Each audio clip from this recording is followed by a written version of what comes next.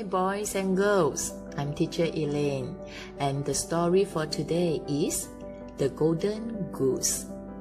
There was once a man who lived at the edge of a forest.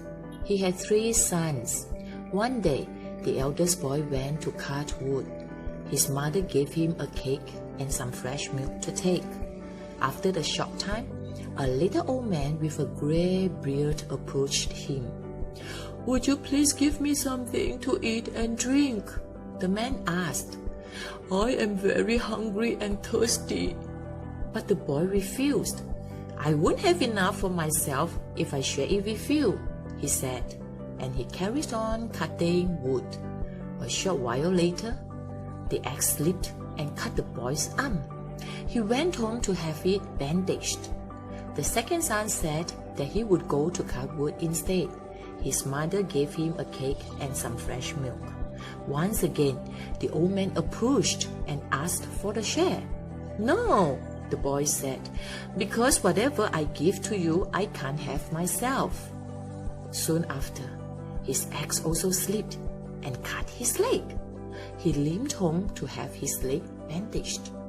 The youngest boy, Billy, then said that he would go to cut wood. His father refused. "You are a silly boy. Your brothers have hurt themselves, so you certainly will too," he said. But Billy insisted. At last, his mother gave him a dry biscuit and a bottle of plain water, and he set off into the forest. No sooner had he started work than the old man appeared and asked for the drink and a bite to eat. "It's plain food," Billy said. "But if you are happy with dry biscuit and water, I will gladly share with you."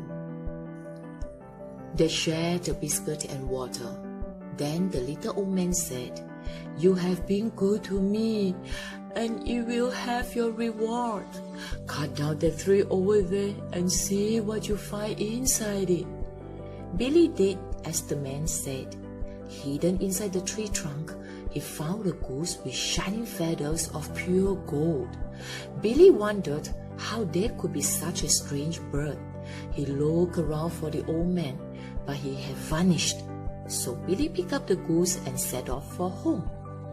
Before long, Billy was totally lost. It was growing dark. So when he came to an inn, he decided to stay the night. The innkeeper had 3 daughters. They were very curious about the golden goose. When Billy went for supper, the eldest girl thought she would steal a single feather. As soon as she put her hand on the goose, she stuck fast to it.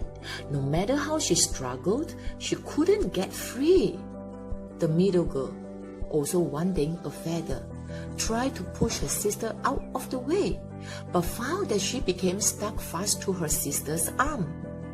When the younger sister approached, her sisters warned her not to touch them, but she thought they were trying to keep the golden feathers all for themselves. She took hold of the middle sister's arm, and immediately she stuck like glue. The next morning, Billy set off down the street with the golden goose, dragging the girls behind him. As they passed the church, a parson called out, "What are you girls doing, running after that young man? Let go at once." He tried to pull the youngest girl away, but he was then as stuck as they were. The parson called to his wife to free him, but that just ended with the wife sticking to the parson. 2 farmers ran from their fields to help the strange group, and soon they were stuck fast too. By now, there were 7 people in a line following behind the boy with his golden goose. It was the strangest procession you could imagine. It happened that they passed near the king's palace. He had a daughter, but she was always miserable. No one could make the princess smile, let alone laugh. The king was so desperate to cheer her up that he had promised her hand in marriage to anyone who could make her happy. Many young men had tried to amuse her, telling jokes, doing tricks, fooling around and pulling faces, but nothing worked. She was as sad as ever. When the princess looked out of a window that day and saw Billy walking along the street carrying a golden goose, she started to smile. Then she saw the three sisters, the parson, the parson's wife, and the two farmers staggering along behind. Her smile turned to the laugh, and her laugh became louder and louder. She laughed so hard that tears ran down her cheeks. "My dear, what has made you laugh?" the king cried, delighted. The princess was laughing so much she couldn't speak.